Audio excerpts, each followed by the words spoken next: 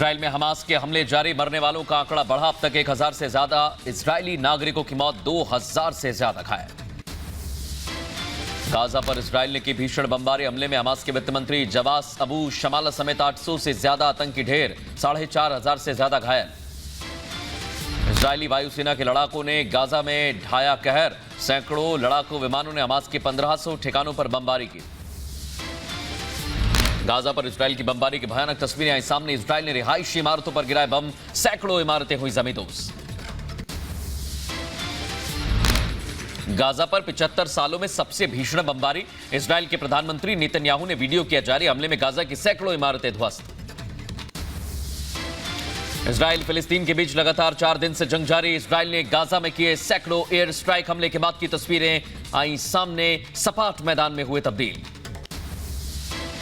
Israel की वायुसेना ने हमास के हथियार डिपो पर भारी बम वर्षा की, वायुसेना ने एयर स्ट्राइक में हमास का हथियार डिपो तबाह किया। इजराइल के लड़ाकू विमानों ने हमास के ऑपरेशन कमांड सेंटर को भी निशाना बनाया। गाजा के डाउनटाउन में हमास के ठिकानों पर हुई भीषण बमबारी। इजराइल के पीएम नेतन्याहू ने गाजा पट्टी में हमास के ठिकानों पर बम वर्षा का वीडियो जारी किया। वीडियो में बमबारी के बाद आग और धुएं का गुबार। गाजा की कई इमारतें पूरी तरह ध्वस्त, इजराइल के हवाई हमलों से पूरा शहर तबाह। इजरायली एयरफोर्स ने हमले का वीडियो किया जारी। इजराइल से एक और वीडियो आया सामने, वीडियो में इजरायली पुलिस और हमास आतंकियों के बीच दिखी जंग। इजरायली पुलिस ने आतंकी को किया ढेर।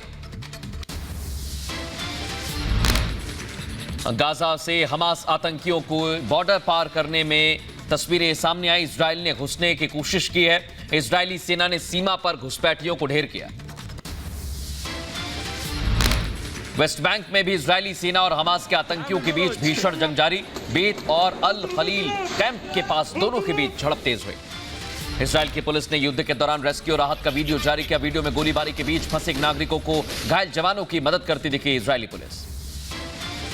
हमास ने गाजा में रात भर इजराइल के तेल अवीव पर दागे रॉकेट, कई घर तबाह हुए, गाड़ियों में लगी आग। इजराइल के तेल अवीव में नहीं थम रहे हमले, आतंकियों के हमले जारी। गाजा से हमास ने तेल अवीव और इजराइल पर ताबड़तोड़ हमले किए, जवाब भी दिया गया।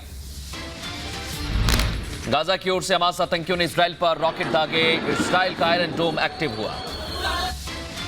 इजराइल के अशकलून में गाजा की ओर से रॉकेट हमला, हमास ने कई रॉकेट दागे। इजराइल के अशकलून में जंग के मैदान पर रिपब्लिक भारत की जाबाज रिपोर्टिंग। इजराइल के अशकलून में हमास ने दागे रॉकेट। आप रिपब्लिक मीडिया नेटवर्क पर देख रहे हैं कि ये जो रॉकेट्स फायर किए जा रहे हैं, अब जो इजराइल का जो आयरन डोम सिस्टम है वो एक्टिवेट हो चुका है। इजराइल को हमास आतंकियों ने अशकलून में खाली करने की धमकी दी, कहा खाली नहीं करने पर बमबारी होगी। हमास आतंकियों के इजराइल में घुसने का वीडियो आया सामने, 7 अक्टूबर का बताया जा रहा है वीडियो। इजराइल के वेस्ट बैंक इलाके में फायरिंग शुरू, हमास के आतंकियों ने वेस्ट बैंक में गोलीबारी की। इजराइल के 3 क्षेत्रों में घुसपैठ की खबर, गाजा पट्टी के बाद ग्लोन हाइट्स के हवाई क्षेत्रों में घुसपैठ की कोशिश। इजराइल को समर्थन दिया America, France, Germany, Italy, Britain आए साथ। सऊदी अरब और कतर जैसे खाड़ी देश भी इजराइल के हमले को गलत बता रहे हैं। इजराइल के आर्मी चीफ ने हमास को दी आखिरी चेतावनी का, हमास को गाजा में भागने की नहीं मिलेगी जगह, जहां भागेंगे वहां घुसकर मारेंगे। हमास के बाद इजराइल ने लेबनान में हिजबुल्लाह के ठिकानों पर दागी मिसाइल, हवाई हमलों में लेबनान के कई शहर तबाह।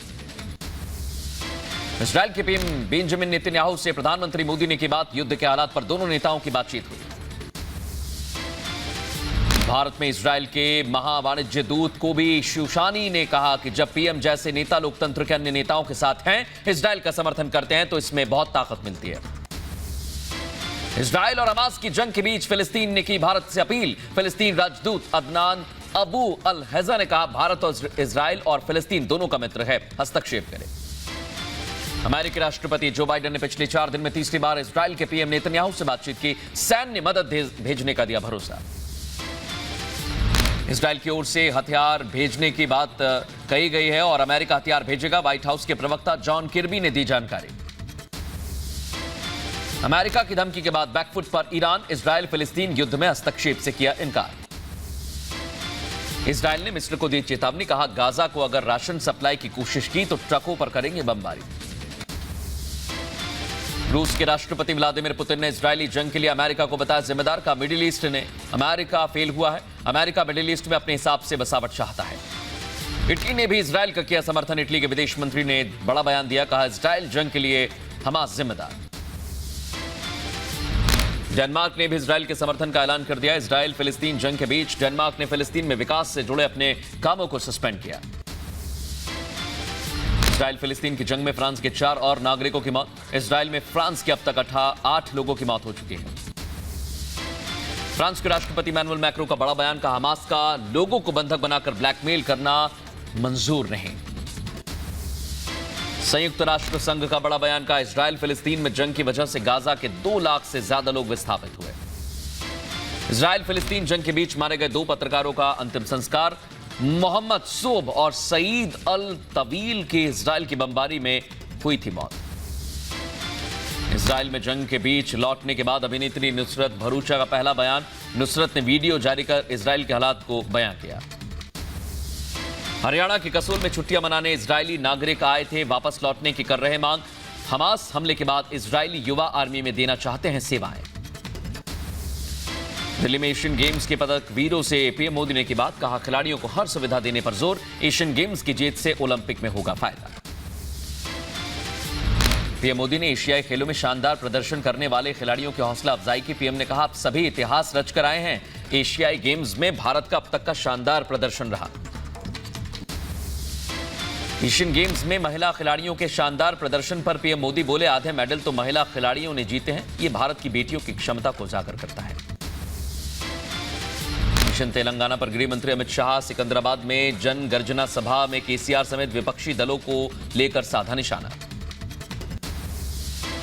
यूपी के लखनऊ में लोक भवन में योगी कैबिनेट की बैठक, दोनों डिप्टी सीएम रहे मौजूद।